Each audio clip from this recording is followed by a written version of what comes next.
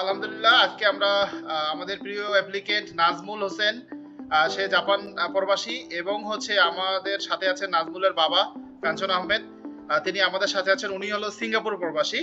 So আমরা মোটামুটি যখন নাজমুল ভিসা পায়, ভিসা যখন পেয়েছিল তখন একটা ভিডিও করেছিলাম। তো আজকে আমরা তাদেরকে অনেক কষ্টে পেয়েছি, বাবা এবং ছেলেকে একসাথে পেয়েছি।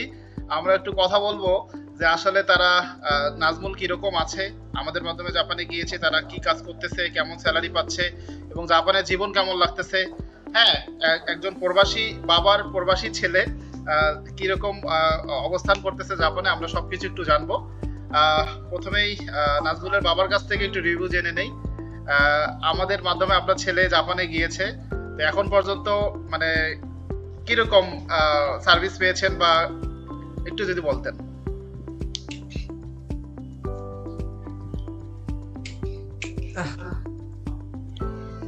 আচ্ছা আচ্ছা, ধন্যবাদ। এই যাই হোক, আলহামদুলিল্লাহ যে আল্লাহ পাক ওর রিজিক আছে ওই দেশে, জি তাই ওই আছে, ঠিক না? জি ওখানে আর আমারও খুব ইচ্ছা ছিল, আমার ইচ্ছা ছিল তো অন্য ধরনের, যে ওই স্টুডেন্টের সুন্দরভাবে যাবে। স্টুডেন্টে তো যাই হোক যে কোনো ব্যতিক্রমে হয় নাই, তারপরে তো আপনারা জব ভিসা করে দিলেন, তো জি জব জি বিষয়ে পাঠাইলাম। আল্লাহ পাক ওই হিসাবেই আল্লাহ পাক ওইভাবে কবুল করছে, ওইভাবেই চলে গেছে ইনশাল্লাহ। আপনাকে দোয়া, আল্লাহর মেহেরবান, এই তো। সবচেয়ে বেশি আমি বলবো যে আপনার ছেলে আপনার জাপান যাওয়ার পিছনে আপনার যে ধৈর্য এবং আপনার ছেলে যে আপনার কথা মানে, হ্যাঁ, এবং আপনার কথার উপরে কোনো রকম সে কখনোই অতিরিক্ত কোনো কথা বলে নাই এবং আপনার উপরে সম্পূর্ণ ডিপেন্ডেন্ট করে। সমস্ত কিছু সে হলো ধৈর্য নিয়ে কাজ করছে আমাদের সাথে। এবং আপনার যদি সদিচ্ছা না থাকতো এবং ধৈর্যশীলতা না থাকতো তাহলে কিন্তু পাঠাতে পারতাম না।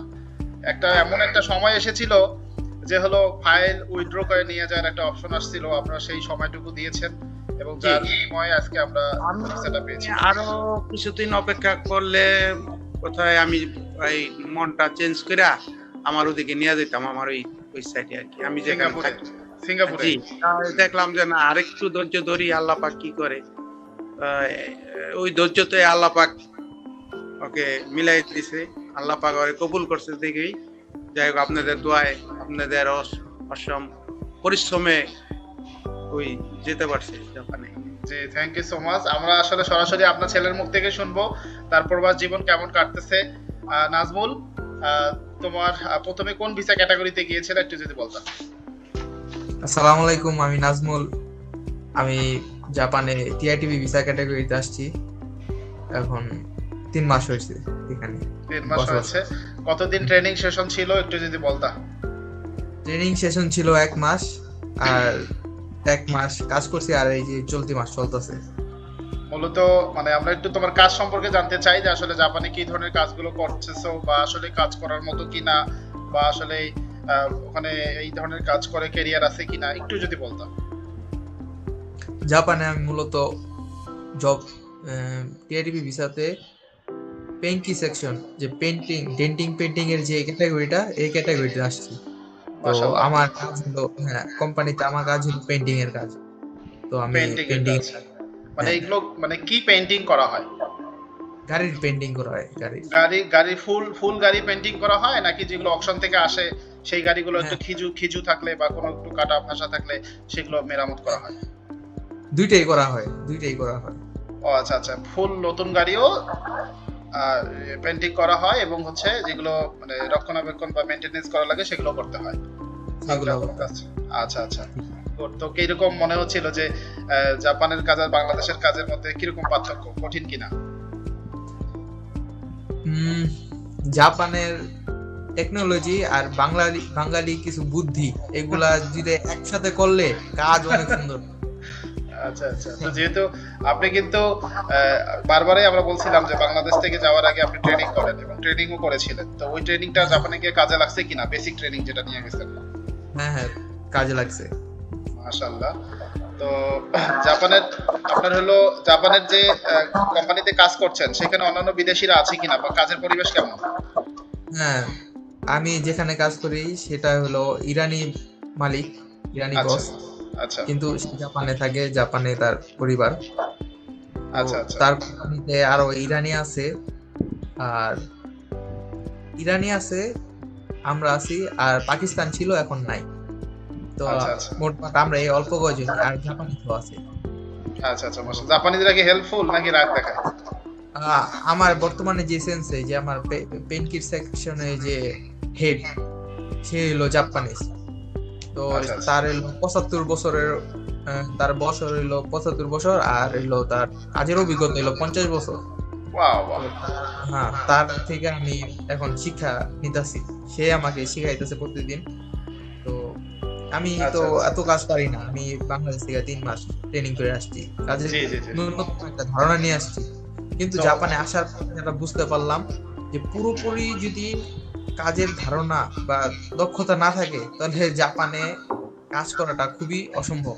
কঠিন। কারণ কাজে মানে জাপানে কাজের চাপ অনেক, আর জাপানিজ লোক, জাপানিজ কোম্পানির এই সাচরা বসরা সব দক্ষ লোকই চায়, তারা অদক্ষ লোক চায় না, কারণ এখানে চাপ আচ্ছা থাকে অনেক।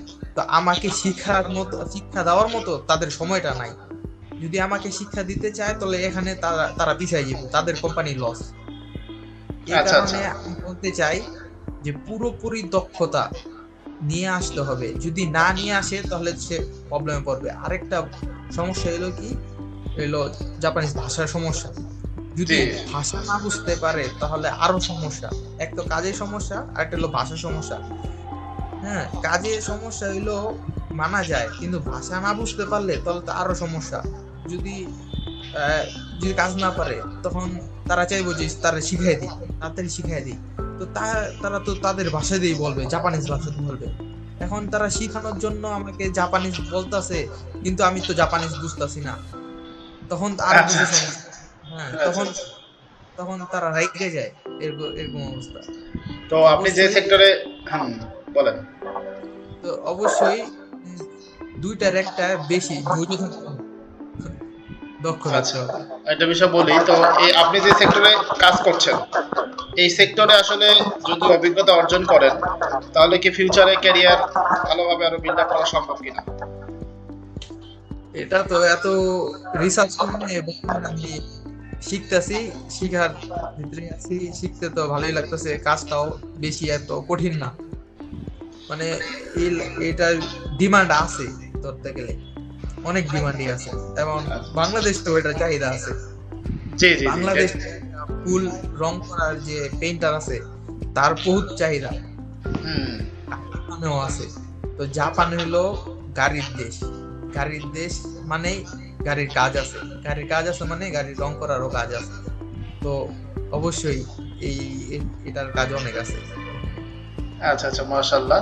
তো নাজমুল, জাপান গিয়েছেন, কাজের পরিবেশের কথা বললেন, কিরকম এখানে স্যালারি ট্যালারি কিরকম আসে, মানে বেসিক যেহেতু এখন প্রভিশন পিরিয়ড আছে, ওভারটাইম সহকারে, মানে মানে জাপানিজ ইয়েন কিরকম আসে?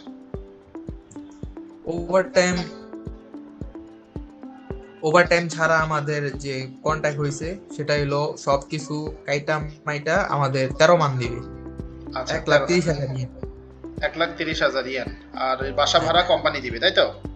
আর বাসা ভাড়া, কারেন্ট বিল, এগুলা সব কোম্পানির। কোম্পানি। আর যাতায়াত খরচ? যাতায়াত খরচ, যাতায়াত খরচ কোম্পানির। আচ্ছা আচ্ছা, কিসে কিসে যাতায়াত করেন? গাড়িতে যাতায়াত করি, কি মানে পার্সোনাল কোনো গাড়ি দিছে কোম্পানি নাকি হচ্ছে? কোম্পানির গাড়ি। ও কোম্পানির গাড়ি, মাশাআল্লাহ, ভালো লাগলো। তো আপনারা মানে আপনার সিঙ্গেল রুমে থাকেন নাকি ডাবল থাকেন? হ্যাঁ, আমার রুম সিঙ্গেল। ও আচ্ছা আচ্ছা, বুঝতে পারছি, মাশাআল্লাহ। জাপানিজ। আচ্ছা আচ্ছা মাশাআল্লাহ। কয়দিন ডিউটি, কয়দিন থাকে? ডিউটি ডিউটি শনি রবি অফ থাকে। ও আচ্ছা আচ্ছা মাশাআল্লাহ মাশাআল্লাহ। মানে বাসা থেকে কোম্পানি কত দূর, দূরত্ব ডিসটেন্স কত দূর? 6 কিলোমিটার দূর এখান থেকে, ওই যে গাড়িতে যাই তো 10 মিনিট লাগে। আচ্ছা আচ্ছা মাশাআল্লাহ, বুঝতে পারছি। কোম্পানি থেকে অন্য কোনো ফ্যাসিলিটি দিচ্ছে বা যদি একটু বলতেন। ফ্যাসিলিটি বলতে এমনি বস অনেক আন্তরিক, আমাদের জন্য অনেক কিছু করে। আর মাস শেষ হলে হুম, আমাদের ট্রিট নিয়ে যায় রেস্টুরেন্টে, রেস্টুরেন্টে খাবার দাবার খাওয়ায় একসাথে, সবাই আচ্ছা একসাথে যাই। আচ্ছা আচ্ছা। বুঝতে পারছি, মানে আন্তরিক না? অনেক ফ্যাসিলিটিস আছে, যেমন আমার একটা জ্যাকেট ছিল যেটা গরমের জন্য ফ্যান আলা জ্যাকেট। ফ্যানেলা পিছনে পিছনে বা সামনে থাকে আর কি, নাকি? হ্যাঁ, ফ্যান পকেটের থাকে। মতো। হ্যাঁ। হ্যাঁ, অনেক এক্সপেন্সিভ। তারপর এগুলা সবাই আমাদের গিফট করছে। এই কত 22। মাশাআল্লাহ। আর হচ্ছে আমরা একটু একটু অন্য বিষয়ে কথা বলি। তো জাপানে আপনি যে গেলেন, হ্যাঁ, আমাদের রেও আইটি এন্ড কনসালটেন্সির কিরকম আপনার ইয়া ছিল, যে আসলে আমরা আপনাকে পরিপূর্ণ সার্ভিসটা দিতে পেরেছি, বা কতটুকু হ্যাপি আপনি? সময় তো অনেক লাগছে, অনেক সময় লাগছে। অনেক সময় লাগছে। আসতে পারাতে এখন শুকরিয়া জানাইতেছি, আলহামদুলিল্লাহ। আচ্ছা আচ্ছা, বুঝতে পারছি। তো বাবা মাকে মিস করেন না, মায়ের হাতে রান্না? হ্যাঁ, অবশ্যই মিস করি। পারেন আপনি নিজে রান্না পারেন? হ্যাঁ, আচ্ছা আচ্ছা, কি কি এখানে খাবার দাবার কোনো সমস্যা নাই, নিজেরা রান্না করে খাই। প্রতিদিন ভিন্ন ভিন্ন আইটেম রান্না করা হয়। আচ্ছা আচ্ছা, বুঝতে পারছি। তো নাজমুল, কতদিন জাপানে থাকার ইচ্ছা, কতদিন? বেশি দিন না, এই 10 বছর 10-12 বছর। আচ্ছা আচ্ছা, মাশাআল্লাহ।